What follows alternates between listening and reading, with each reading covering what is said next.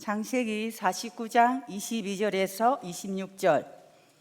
제가 가지고 있는 성경은 구약 79면입니다. 요셉은 무성한 가지 곧 생곁에 무성한 가지라. 그 가지가 담을 넘었도다. 할 쏘는 자가 그를 학대하며 적개심을 가지고 그를 쏘았으나 요셉은 활은 돌이요 굳세며 그의 발은 힘이 있으니 이는 야곱의 전능자 이스라엘의 반석인 목자의 손을 힘입었습니다. 내 아버지의 하나님께로 말미암나니 그가 너를 도우실 것이요 전능자로 말미암나니 그가 내게 복을 주실 것이라.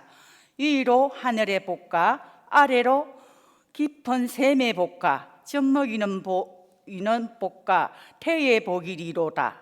내 아버지의 축복이 내 선조의 축복보다 나서 영원한 산이 한없성같이 이 축복이 요셉의 머리로 돌아오며 그의 행제 중 뛰어난 자의 정수리로 돌아오리로다. 아멘. 창세기에서 가장 많은 부분을 차지하는 이야기는 야곱에 관한 것입니다. 야곱의 이야기는 창세기 27장에서 50장까지 차지하고 있어요. 창세기의 거의 절반이 야곱의 이야기에 할애되고 있죠. 물론 후반부에는 요셉이 큰 비중을 차지하고 있지만 요셉은 야곱 이야기의 한 부분으로 이해되어야 할 것입니다. 아마도 가장 큰 이유는 야곱의 또 다른 이름이 이스라엘이고, 따라서 야곱의 이야기는 곧 이스라엘의 이야기이기 때문입니다. 야곱의 이야기는 실제로 후대 이스라엘 역사와 여러 가지 점에서 닮은 점이 많이 있어요. 자, 야곱은 147년의 파란만장한 인생을 살았습니다. 야곱은 무엇보다 약속을 받은 믿음의 사람이었죠. 비록 속이기도 하고 또 속기도 했지만 야곱은 믿음을 저버리지 않았습니다.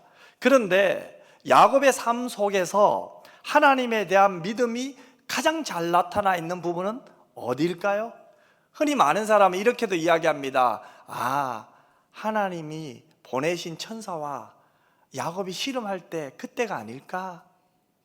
하지만 히브리서 11장 21절에 보면 우리는 이 질문에 대한 답을 찾을 수가 있어요. 자, 야곱이 정말 믿음의 사람이었다는 답을 성경은 뭐라고 하는지 한번 볼까요? 히브리서 11장 21절 우리 같이 한번 읽겠습니다. 시작. 믿음으로 야곱은 죽을 때 요셉의 각 아들에게 축복하고 그 지팡이 머리에 의지하여 경배하였으며. 아멘. 자, 야곱이 죽음에 이르렀을 때 어떻게 합니까? 그 야곱의 믿음, 죽음 앞에서 두 가지를 보여주죠. 첫 번째는 뭐예요? 예배예요. 다른 하나는 자녀들에 대한 축복이죠. 믿음으로 야곱은 이 침상에서 지팡이를 의지하여 하나님을 예배하였고 하나님을 증거하였습니다. 그리고 하나님의 약속에 따라 자녀들을 축복했어요. 저는 오늘 이 야곱의 12아들에 대한 축복 가운데 요셉에 대한 축복에 관한 말씀을 여러분에게 전하려 갑니다. 요셉의 축복이 오늘 본문에 아주 많이 나오죠. 자, 먼저 22절을 보십시오. 22절을 같이 한번 읽었으면 좋겠습니다. 요셉은 무성한 가지 곧 생곁에 무성한 가지라. 그 가지가 담을 넘었도다. 여러분, 오늘 본문은 이 요셉이란 한 인생을 무엇이라고 말을 하고 있어요? 담을 넘는 무성한 가지라고 말하죠. 여러분, 잠시 무성했다가 시들어버린 가지가 아닙니다. 한때 창성하다가 더운 바람, 찬바람이 불면 떨어져 버리는 그런 가지도 아니에요. 생곁에 심겨진 나무는 가뭄이 와도 두렵지 않아요. 그 뿌리를 강변에 내리고 있기 때문에 태양이 장렬하며 이글거릴수록 더욱 무성한 가지로 자랄 뿐이에요. 여러분, 시편 1편 3절에 보면 우리가 너무나 잘 아는 말씀이 나오죠. 그 말씀에는 뭐라고 말합니까? 그는 시냇가에 심은 나무가 철을 따라 열매를 맺으며 그 잎사귀가 마르지 아니한 같으니 그가 하는 모든 일이 다 형통하리로다. 이렇게 말해요. 자, 보세요. 그러니까 요셉이 받을 복은 어떤 복입니까? 잘 되는 복이에요. 가면 갈수록 더 잘 되는 복이죠. 시들지 않는 복이에요. 또 그 가지가 담을 넘었대요. 이것은 풍성한 복을 말합니다. 담을 넘을 정도로 넘치는 복을 누가 받았습니까? 요셉이 받은 거죠. 여러분, 나무가 커지면 그 가지가 담장 밖으로 뻗쳐 나가는 것처럼 그렇게 넘치는 복을 요셉이 받았다는 말씀이죠. 그 가지가 담을 넘었도다라는 말씀에 또 다른 해석도 있는데, 그 해석은 바로 나만 잘 되는 것이 아니라 남도 잘 되게 한다는 거예요. 나만 배부른 것이 아니라 다른 사람도 배부르게 하는 복이라는 거죠.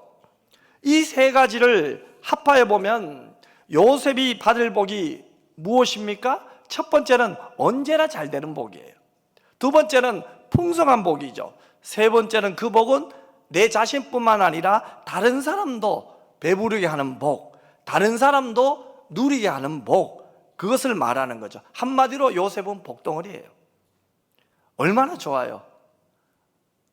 나 먹기 살기도 바쁜데 나도 먹고 남도 먹고, 나 혼자 살기도 뻑뻑한 인생인데 하나님이 주신 복, 나도 잘 되고 나도 풍성하고 다른 사람도 잘 되고 풍성하게 하는 복, 그 복을 하나님께서 요셉에게 주셨다는 거예요.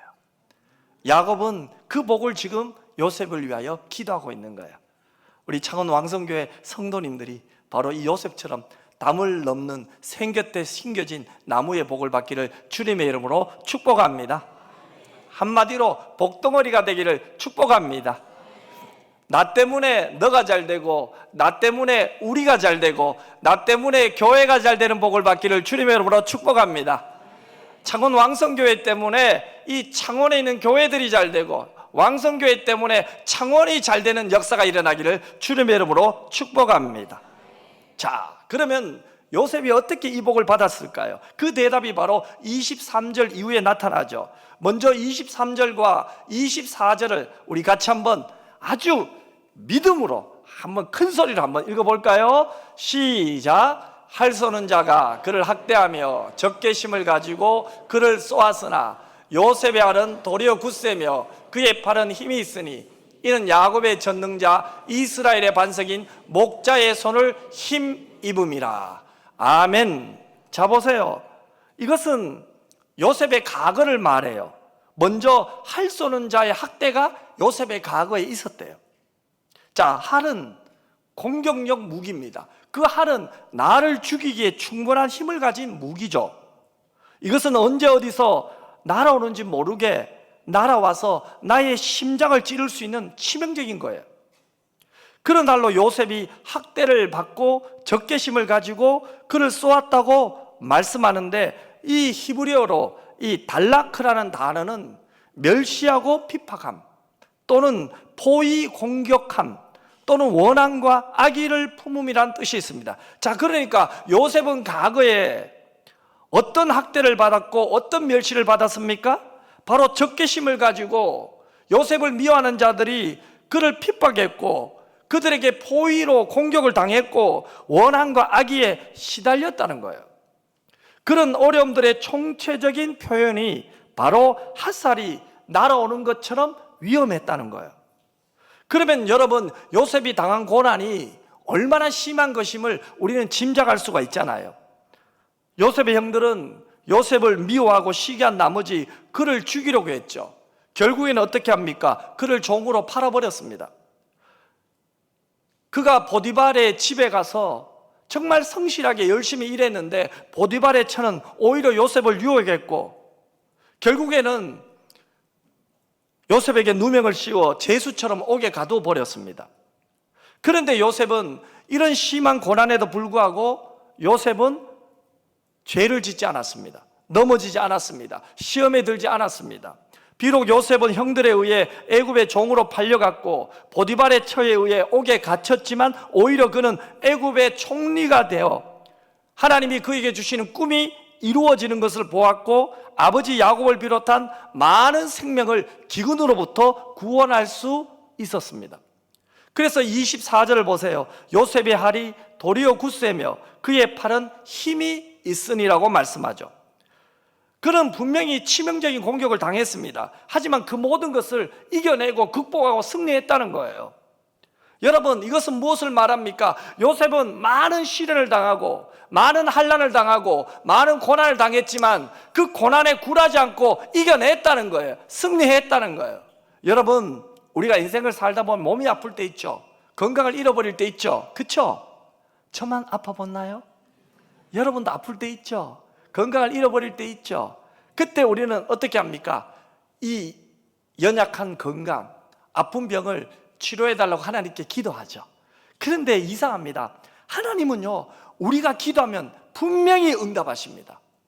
아멘도 별로 없고, 우리가 정말로 간절히 믿음으로 기도하면 하나님이 분명한 응답을 주십니다. 첫 번째 답은 어떤 응답인 줄 아세요? 바로 그 병을 고쳐주는 응답이에요. 두 번째 답은 뭔지요? 병을 안 고쳐줘요. 분명히 병이 지금 내 몸에 있어요. 그 균들이 나를 힘들게 해요. 하지만 하나님의 응답은 병이 걸렸고 병 때문에 힘든 가운데도 우리는 믿음이 더 성장하고, 하나님을 더 사랑하고, 더 기도하고, 더 봉사하고, 충성하고, 결국은 그 병을 이겨내는 승리자가 될 줄 믿습니다. 자, 그렇다면 요셉이 받은 복, 여러분이 받은 복은 뭡니까? 결국은 승리의 복이란 말이에요. 이미 예수 그리스도가 사망 권세를 승리했기 때문에 예수 그리스도를 믿는 저와 여러분도 승리자가 될 줄 믿습니다. 그러므로 여러분, 어떤 고난과 어려움이 와도 하나님을 의지하고 예수님의 이름으로 기도하면 여러분 분명히 승리하게 될 줄 믿습니다. 그러므로 요셉은 하살과 같은 치명적인 공격을 이겨낼 수 있었던 이유는 뭐예요? 바로 하나님을 의지했기 때문에 그래요. 저는 믿어요. 신앙생활 하면서 하나님으로부터 많은 복을 받죠. 그런데 그 복 중에 가장 큰 복을 하나 이야기하면 시험을 이기는 복이에요. 여러분, 환난을 이기는 자가 복된 자예요. 야고보서 1장 12절은 분명히 우리에게 말씀합니다. 우리 야고보서 1장 12절 같이 읽겠습니다. 시험을 참는 자는 복이 있나니 이는 시련을 견뎌낸 자가 주께서 자기를 사랑하는 자들에게 약속하신 생명의 면류관을 얻을 것이기 때문이라. 아멘. 여러분, 시험을 이겨내는 자, 참는 자, 승리하는 자가 복 있는 자예요. 반대로 말할까요? 그러면은 시험에 빠지는 자는 어떤 자입니까? 복이 없는 자죠. 그것이 어떻게 만들어진 시험이든지 어떻게 받는 고난이든지 여러분, 시험에 빠지지 마시기 바랍니다. 믿음이 없을 때는 시험에 빠져요. 믿음이 없을 때는 사건만 봐요. 하지만 복 있는 사람은 사건을 안 봐요. 그 사건 속에 역사하시는 하나님을 의지해요. 합력하여 선을 이루시는 하나님을 바라봐요. 요셉이 받은 복은 다른 게 아니에요. 하나님이 요셉과 동행하였더라. 어떤 어려움 속에서도 하나님은 요셉과 함께 하셨다는 거죠. 요셉의 입장에서 보면 뭐예요? 요셉은 시련과 고통과 여러 가지 어려운, 즉 칼을 쏘는 그런 많은 사람들이 그를 공격해도 요셉은 하나님을 의지했다. 하나님을 바라봤다는 거예요. 여러분, 이사야 26장 3절에 보면 이 요셉과 같은 인물을 이렇게 말합니다. 같이 읽겠습니다. 주께서 심지가 견고한 자를 평강하고 평강하도록 지키시리니 이는 그가 주를 신뢰함이니이다. 아멘. 여러분, 누가 복 있는 자입니까? 고난이 오고 시험이 와도 꿋꿋하게 하나님을 의지하고 하나님이 예비하신 그 길을 믿음으로 걸어가는 사람이 승리자예요. 그러면 요셉이 어떻게 그런 공격을 이길 수 있었습니까? 그 힘은 어디서 왔습니까? 24절에 확실하게 말씀하고 있죠. 우리 24절 말씀 같이 읽겠습니다. 요셉의 팔은 도리어 굳세며 그의 팔은 힘이 있으니 이는 야곱의 전능자 이스라엘의 반석인 목자의 손을 힘입음이라. 아멘. 자, 보세요. 요셉이 누구의 손을 힘입었나요? 전능자의 손을 힘입었대요. 자, 요셉은 억울한 공격과 핍박을 당할 때 전적으로 누구를 의지했습니까? 하나님을 의지했습니다. 절망할 수밖에 없는 상황에도 전능하신 하나님을 온전히 의지했다는 거죠. 또 목자의 손을 힘입었다 말씀합니다. 즉 야곱의 전능자와 이스라엘의 반석인 이 목자는 동일하게 하나님을 가리켜요. 즉 요셉은 고난 중에, 시련 중에, 핍박 가운데 이해할 수 없는 사건 속에서 누구를 의지했습니까? 하나님만 의지했다는 거예요. 여러분, 요셉이 환난 중에 의지한 그 하나님은 요셉에게 무엇입니까? 목자라고 했어요. 자, 목자가 어떤 존재입니까? 목자는 힘없는 양을 돌보며 지키며 먹이며 안아주며 그 양이 웅덩이에 빠질 때 웅덩이에 빠진 양을 건져주는 것이 목자입니다. 그리고 눈이 어두운 양의 길을 아름다운 길로, 형통의 길로 인도하는 것이 목자입니다. 하나님이 그렇게 요셉의 하나님이 되어주셨다는 거예요. 사실 요셉도 우리와 똑같은 연약한 사람이에요. 환난이 닥치고 고난이 오면 절망할 수 있잖아요. 우리가 의심하든 그도 의심해야 정상이잖아요. 그러나 형들에 의해 노예가 되고 또 누명을 쓰고 감옥에 갇히는 그 엄청난 환난의 때에 도리어 요셉은 더욱 하나님을 의지하였습니다. 하나님을 의지한 그 요셉을 목자 되신 하나님이 그를 지켜주시고 하나님의 이름으로 의의 길로 인도해 주신 줄 믿습니다. 자, 그러면 우리가 하나님을 의지한다는 것은 어떤 것을 의미할까요? 여기서부터 중요합니다. 자, 이제 적용을 해보십시다. 하나님을 의지한다, 이 말은요, 관점을 바꾼다는 거예요. 하나님을 믿는다, 이 말을 다른 말로 하면 하나님 중심으로 관점을 바꾼다는 거예요. 여러분요, 영적 전쟁은요, 믿음 싸움이에요. 그 믿음은 뭐예요? 시각 싸움이에요. 내가 하나님의 눈으로 세상을 보느냐, 내 눈으로 보느냐.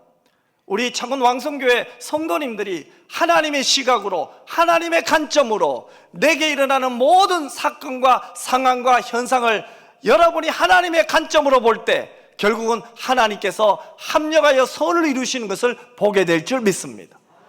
요셉은 지금 그 눈이 열린 거죠. 자, 보세요. 요셉과 형들의 관계는 도저히 풀래야 풀 수 없는 문제입니다. 여러분, 죄 없는 동생을 시기해서 죽이려 하다가 돈 몇 푼에 애굽의 노예로 팔아버렸어요. 아니, 원수도 아니고 강도도 아니고 어떻게 형들이 그럴 수 있겠습니까? 여러분, 요셉으로는 너무나 억울하고 평생 가슴에 한이 되어 이를 가며 살 수밖에 없잖아요. 게다가 억울하게 누명을 씌워서 감옥에 가게 한 보디발의 아내는 또 어떠합니까? 너무 억울해서 보통 사람 같으면 애굽에가 총리가 된 후에 이 여인부터 잡았을 거예요. 감옥에 쳐넣었을 거예요. 너도 고생해봐라. 여러분, 이런 일을 당했다면 여러분은 어떻게 풀겠어요? 억울하잖아요. 나는 하나님 앞에 죄를 짓지 않기 위하여 정직하게 하나님 앞에 행했는데 결국 내게 돌아온 것은 감옥이잖아요. 여러분, 이런 억울한 일을 당할 때 우리는 어떻게 해야 됩니까? 나는 말씀대로 살았는데, 나는 하나님의 뜻대로 순종했는데 병이 들었어요. 오히려 직장과 사업에 문제가 생겼어요. 이럴 때 우리 어떻게 풀어야 됩니까? 정말이지 인간의 눈으로는 못 푸는 문제 아니에요? 그런데 이 문제를 하나님의 관점으로 뒤집어 보면 풀려요. 형제들이 핍박이 인간적인 눈으로 내 시선과 내 관점으로 보면 어때요? 도저히 풀 수 없는 문제예요. 억울해요. 하지만 하나님의 관점으로 뒤집어 봐요. 간단하게 풀립니다. 여러분, 창세기 45장 5절을 보면 요셉이 형들에게 뭐라고 말을 합니까? 답은 바로 여기에 있잖아요. 성경에 있어요. 당신들이 나를 이곳에 팔았다고 해서 근심하지 마소서, 한탄하지 마소서라고 해서요. 이렇게 형들을 안심시킨 요셉은 자기가 그렇게 말하는 이유를 5절 하반절에 이렇게 말해요. 하나님이 생명을 구원하시려고 나를 당신들보다 먼저 보내셨나이다. 여러분, 이것은 놀라운 고백입니다. 형들이 요셉을 팔았지만 하나님이 그 일을 통해서 하나님의 목적을 이루셨다는 거예요. 요셉은 이 사실을 3번이나 언급하며 강조합니다. 창세기 45장 7절을 보면 요셉이 이렇게 말하고 있습니다. 같이 읽겠습니다. 하나님이 큰 구원으로 당신들의 생명을 보존하고 당신들의 후손을 세상에 두시려고 나를 당신들보다 먼저 보내셨나니. 이어지는 8절을 또 읽어볼까요? 8절은 또 이렇게 말합니다. 같이 읽겠습니다. 시작.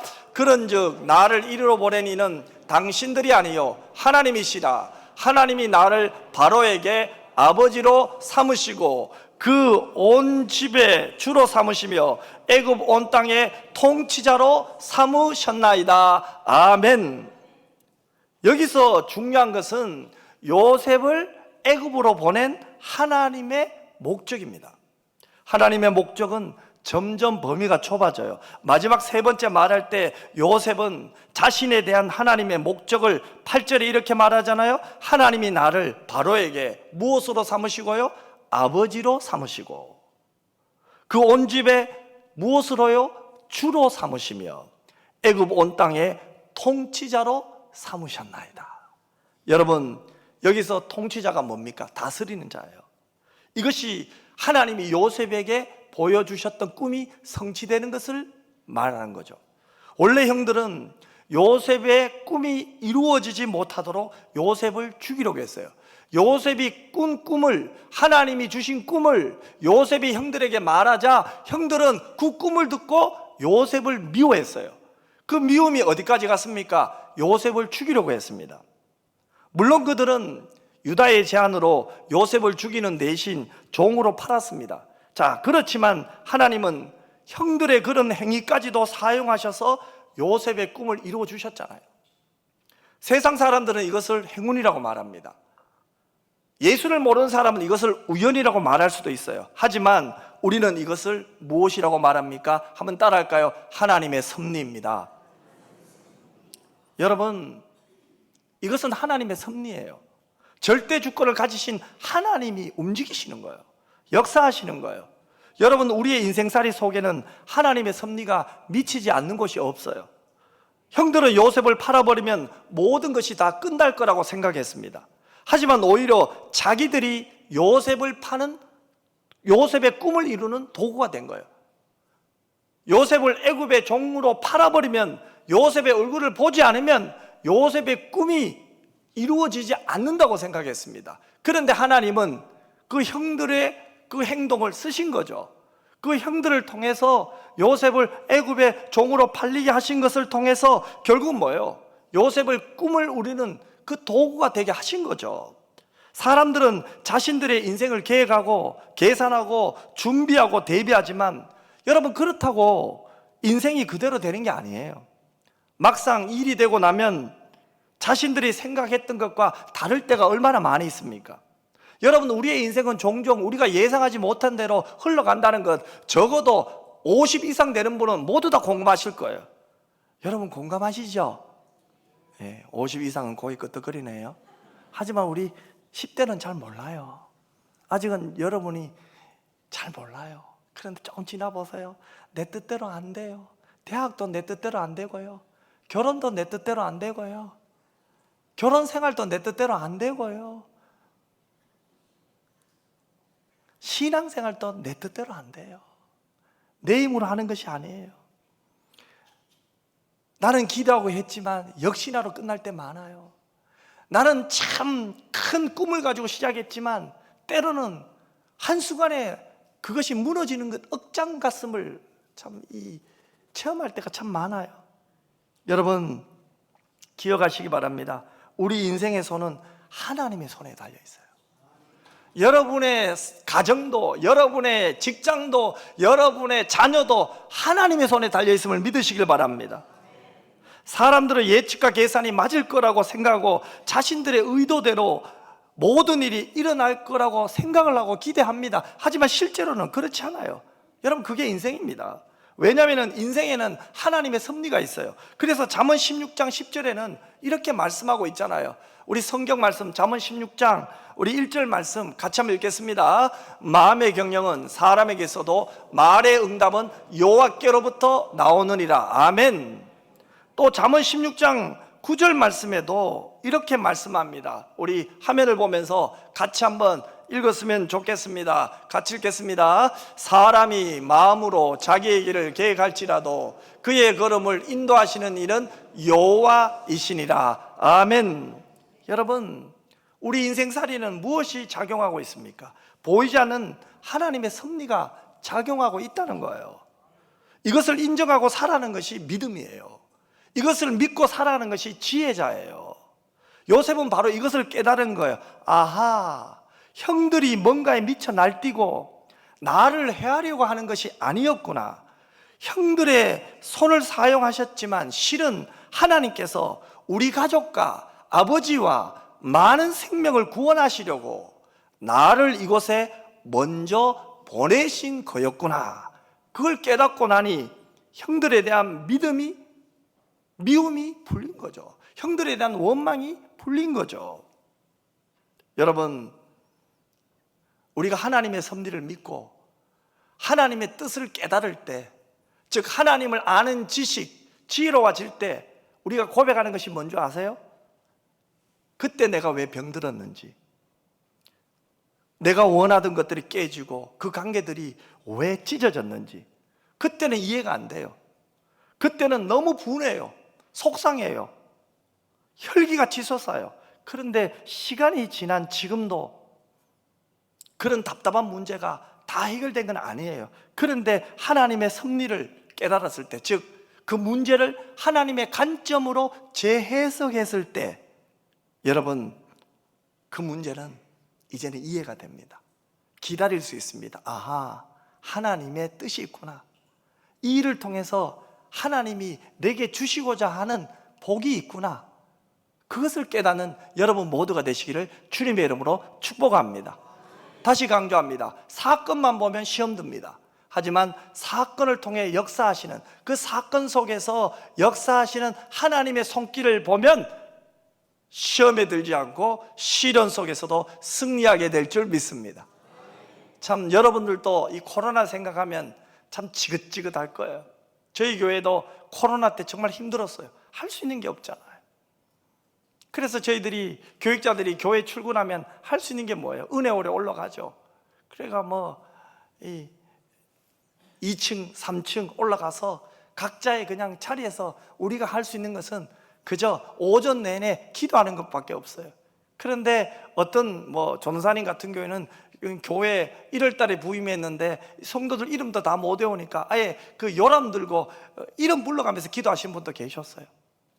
그렇게 한 달, 두 달, 세 달 우리가 할 수 있는 것은 그 코로나 기간 동안에 교육자들이, 성도들이 앉아있는 이 은혜의 자리, 예배의 자리, 이 자리에 앉아 우리가 대신 기도해 주는 것밖에 없어요. 그런데 이제 한 1년이 지났어요. 한 성도님 가정에 신방을 하는데 부목사님이 저에게 그런 말을 해요. 목사님, 이제 고백합니다. 사실 그때 목사님 이해를 못했어요. 코로나 때문에 지금 교회들이 참 이렇게 할 수 있는 것이 없는데, 목사님은 어떤 문제를 풀려고 뛰어다녀야 되는데 목사님은 우리 보고 기도만 하라고 하니 이해를 못했대요. 마치 제가 기도만 강조하는 목사인 줄 알았어요.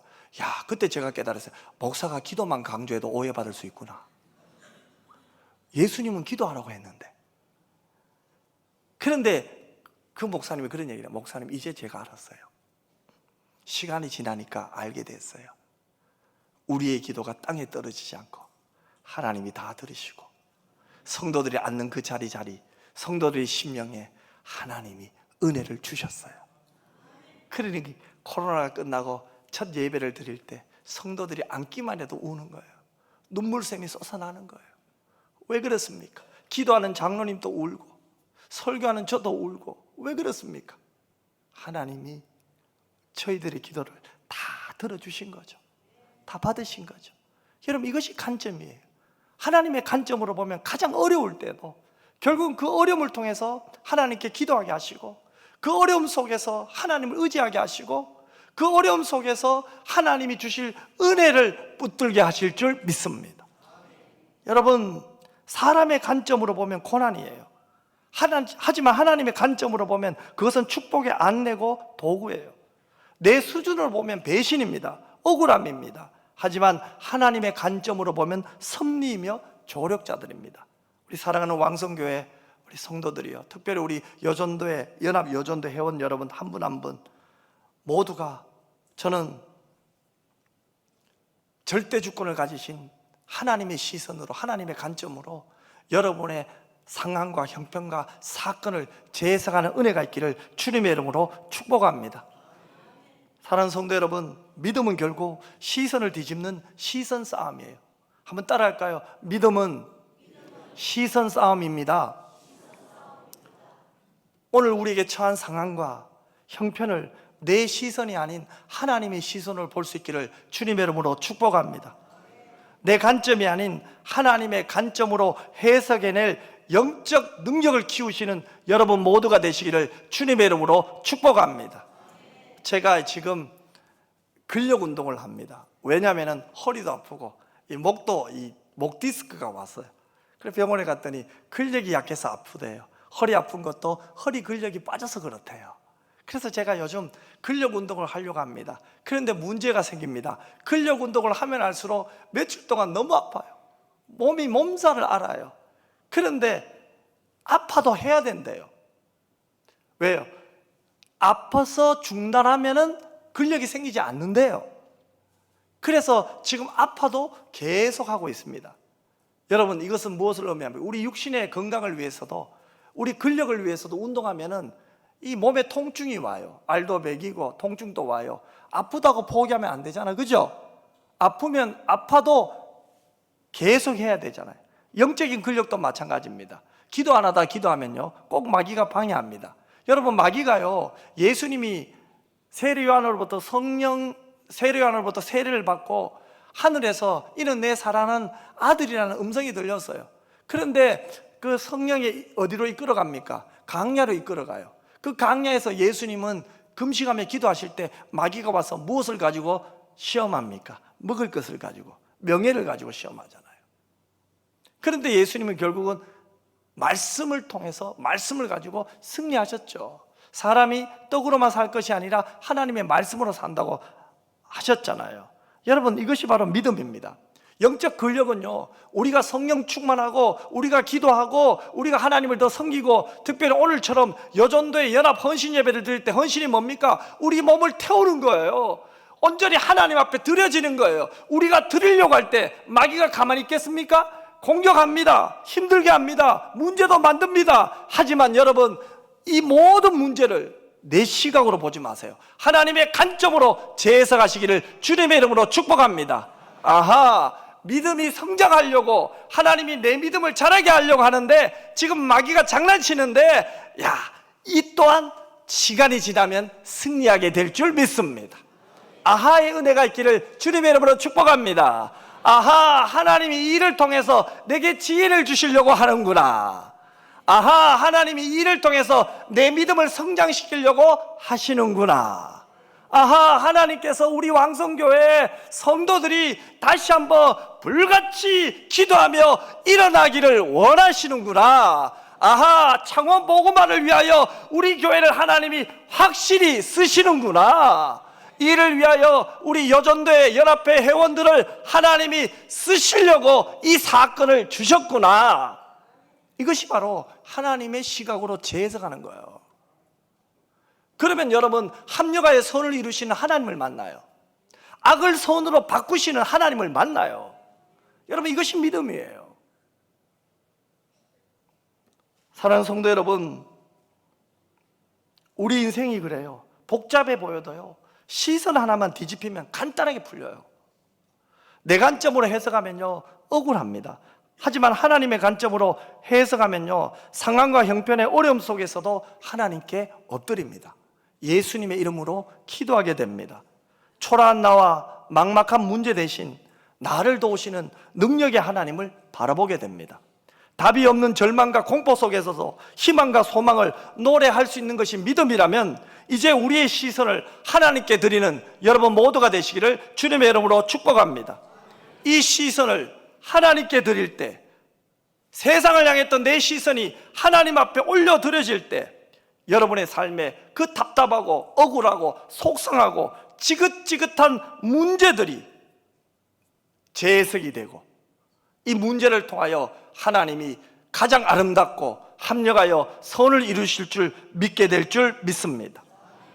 자, 결론입니다. 이렇게 하나님을 의지하고 하나님의 관점으로 자신의 인생을 재해석하는 그런 요셉에게 하나님이 아버지 야곱을 통해서 어떤 복을 주셨나요? 25절입니다. 같이 한번 25절 읽겠습니다. 시작. 내 아버지의 하나님께로 말미암나니 그가 너를 도우실 것이요 전능자로 말미암나니 그가 내게 복을 주실 것이라.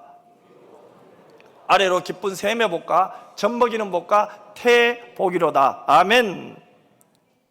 여러분, 그가 너를 도울 것이요 또 복을 주실 것이라. 하나님은 그분을 의지하는 요셉을 돕고 있어요. 하나님을 의지하는 요셉을 복주고 계신다 이 말이에요. 중요한 것은 그 복의 내용이에요.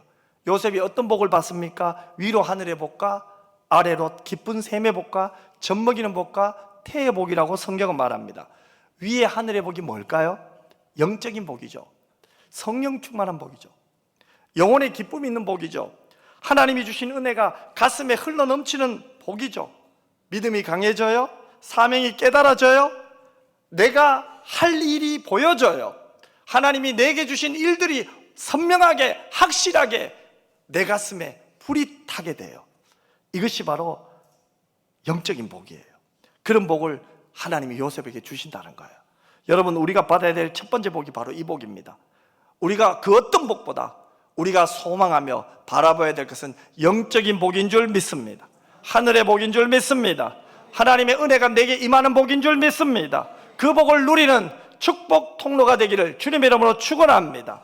하나님이 내게 선물로 주신 이 믿음을 내가 보면 즐거워하고, 하나님이 내게 허락하신 사명을 내가 발견하고 기뻐해야 하는 여러분 모두가 되시기를 바랍니다. 그 사명을 감당하도록 또 기도하고 엎드리는 것, 이것이 영적 복이죠.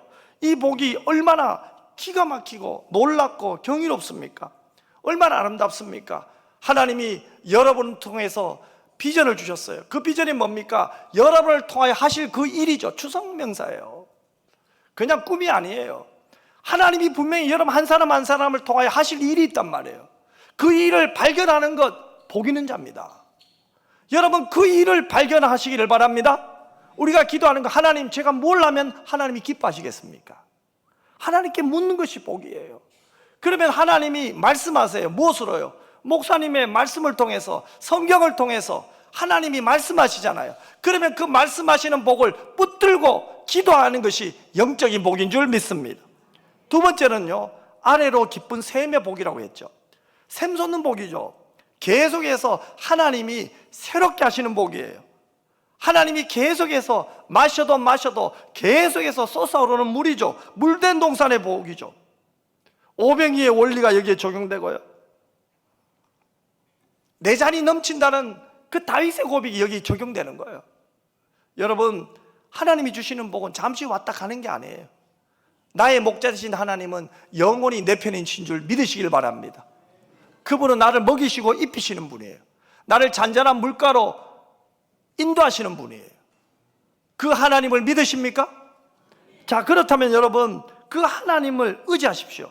그 하나님을 바라보십시오. 하나님을 믿으십시오. 여러분, 누가 복된 자입니까? 오늘 또 하나님이 믿어져요. 아멘. 내일 또 하나님이 믿어져요. 그 자가 복된 자입니다. 오늘 또 하나님을 의지해요. 내일은 하나님을 더 크게 의지해요. 그 사람이 복 있는 자입니다. 오늘 또 하나님의 영광을 나타내요. 내일은 하나님께 더 큰 영광을 나타내기 위하여 내일 새벽에 기도하러 와요. 그게 복이란 말이에요. 그게 은혜란 말이에요.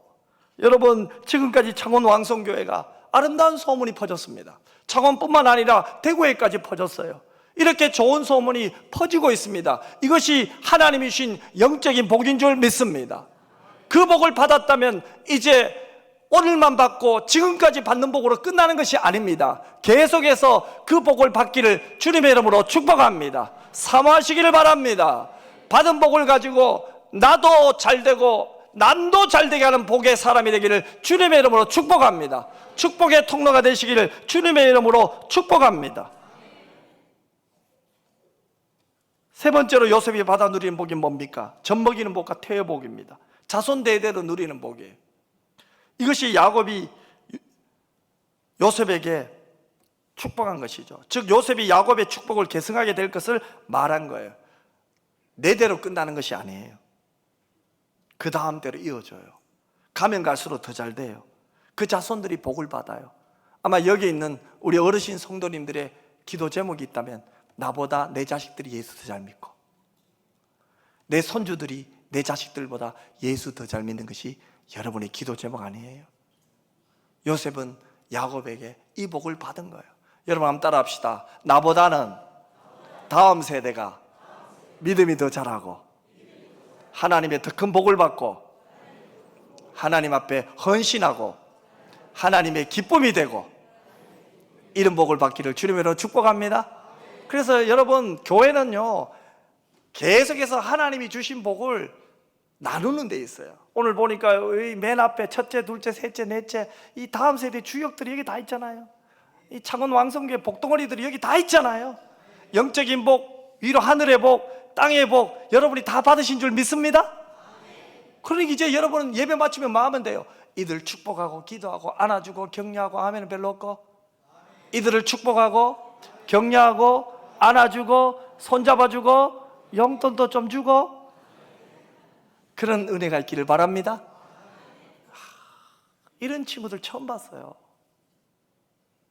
맨 앞에 앉아서 청소년들이 저녁 7시에 이렇게 하나님께 예배 드린 거 대한민국에 과연 몇 개 교회가 있을까요? 창원 왕성교회는 하나님이 완전히 강권적으로 압도하는 은혜를 주셔서 이 교회를 확 붙들고 움직이시는 것 같아요. 참 부러워요.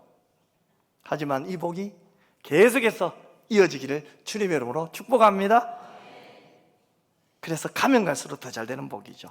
결론입니다. 26절 이렇게 말하죠. 내 아버지의 축복이 내 선조의 축복보다 나아서 영원한 산이 한없음 같이 이 축복이 요셉의 머리로 돌아오며 그 형제 중 뛰어난 자의 정수리로 돌아오리로다. 여러분, 우리 모두 이 복을 받기를 주님의 이름으로 축복합니다. 결론입니다. 인생을 살다 보면 낮도 있어요, 또 밤도 있어요. 어두울 때도 있지만 밝을 때도 있어요. 앞이 잘 보이지 않는 안개를 만날 때도 있고요, 또 환한 빛을 볼 때도 있어요. 그때 우리는 하나님의 그림을 봐야 돼요. 하나님의 섭리를 봐야 돼요. 우리의 계획보다 더 큰 하나님의 계획을 봐야 돼요. 우리의 문제를 선으로 바꾸시는 하나님을 보아야 합니다. 합력하여 선을 이시는 하나님을 보아야 합니다. 그러므로 우리는 일어나는 사건을 너무 성급하게 판단하지 마시고 믿음의 눈으로 보시는 여러분 모두가 되시기를 주님의 이름으로 축복합니다. 예기치 않는 일이 일어날 때 당황하지 마세요. 우연히 일어난 일이라고 보지도 마세요. 하나님의 섭리, 절대 주권을 가지신 하나님의 섭리임을 확실히 믿으시는 여러분 모두가 되시기를 주님의 이름으로 축복합니다. 내가 가진 계획보다 더 큰 계획을 가지고 계신 하나님 아닙니까? 내 아버지 하나님은 졸지도 않으시고 주무시지도 않으시고 오직 우리 창원 왕성교회 여러분을 보고 계세요. 왜요? 여러분이 하나님의 자녀이기 때문에. 이 자녀의 건세를 누리는 여러분 모두가 되시기를 주님의 이름으로 축복합니다. 이 하나님의 절대 주권을 믿고 이제 남은 여러분의 인생은 하나님과 동행하는 요셉과 같은 복된 삶이 되시기를 주님의 이름으로 축원합니다.